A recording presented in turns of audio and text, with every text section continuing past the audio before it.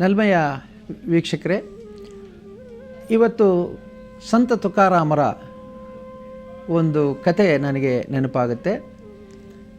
ಅವರು ತನ್ನ ಸಂಸಾರವನ್ನು ಬಹಳ ಚೆನ್ನಾಗಿ ನಿಭಾಯಿಸ್ಕೊಂಡು ಹೋಗ್ತಾರೆ. ಆದರೆ ದೇವರು ಅವರಿಗೆ ಭಗವದ್ ಅನುಗ್ರಹ ಕೊಟ್ಟಷ್ಟು ಸಂಪತ್ತು ಕೊಟ್ಟಿರಲಿಲ್ಲ.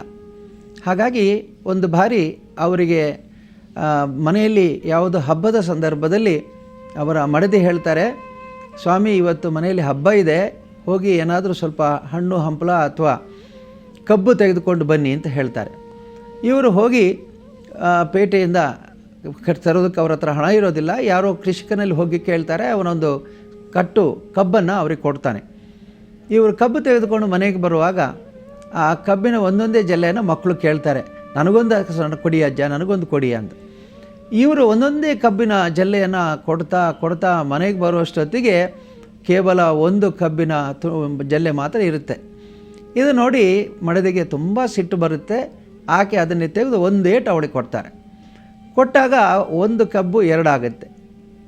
ತುಕಾರಾಮರಿಗೆ ಭಾಳ ಸಂತೋಷ ಆಯಿತು. ನೋಡು, ಇವತ್ತು ಒಂದು ಇದ್ದದನ್ನು ಎರಡು ಮಾಡ್ಕೊಂಡಿದ್ದೇವೆ, ನಾವು ಇಬ್ಬರು ತಿನ್ನೋಣ ಇದನ್ನು ಅಂತ. ಅಂದರೆ ಸಹನೆಗೆ ಮತ್ತು ಕ್ಷಮೆಗೆ ಇದು ಭಾಳ ಒಂದು ಒಳ್ಳೆಯ ಉದಾಹರಣೆ. ಯಾಕೆಂದರೆ ಎಷ್ಟು ಸಹನೆ ಇರ್ಬೋದು, ಈ ಸಹನೆಯ ಮಿತಿ ನಮಗೆಲ್ಲ ಸಾಧ್ಯವಿಲ್ಲ.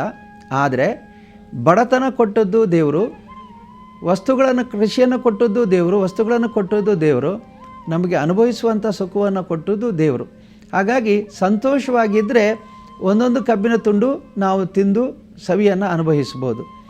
ಇಲ್ಲದಿದ್ದರೆ ಕಳೆದುಕೊಂಡ ಅಥವಾ ಪರೋಪಕಾರವಾಗಿ ದಾನವಾಗಿ ಕೊಟ್ಟ ಕಬ್ಬುಗಳನ್ನು ನಮಗೆ ನಷ್ಟವಾಯಿತು ಅಂತಲೂ ತಿಳ್ಕೊಳ್ಳಬಹುದು.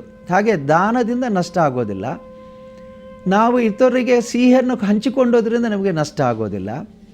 ಅಥವಾ ನಾವೇ ಮನೆಗೆ ತಂದು ಉಳಿದ ಎರಡು ತುಂಡನ್ನು ನಾನು ದಂಪತಿಗಳು ಇಬ್ಬರು ಸರಿಪಾಲು ಕೊಡು ತಿಂದಾಗ ನಷ್ಟ ಆಗೋದಿಲ್ಲ. ಹಾಗಾಗಿ ಬಹುಶಃ ನಾವೆಲ್ಲರೂ ಸಂತ ತುಕಾರಾಮರಿಗೆ ಆಗಲಿಕ್ಕೆ ಸಾಧ್ಯವಿಲ್ಲ.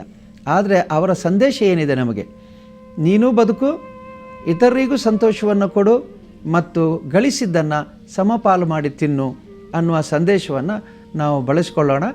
ಹೀಗೆ ಬಳಸಿಕೊಂಡಾಗ ಖಂಡಿತವಾಗಿಯೂ ನಮಗೆ ಏನು ನಮ್ಮಲ್ಲಿ ಇದೆಯೋ ಅದನ್ನೇ ಅನುಭವಿಸಿ ಸಂತೋಷ ಪಡ್ಬೋದು. ಇದು ನಿಮ್ಮೆಲ್ಲರಿಗೂ ನನ್ನ ಇಂದಿನ ಸಂದೇಶ. ನಿಮ್ಮೆಲ್ಲರಿಗೂ ಇವತ್ತಿನ ದಿನ ಶುಭವಾಗಲಿ ಅಂತ ಹಾರೈಸ್ತೇನೆ.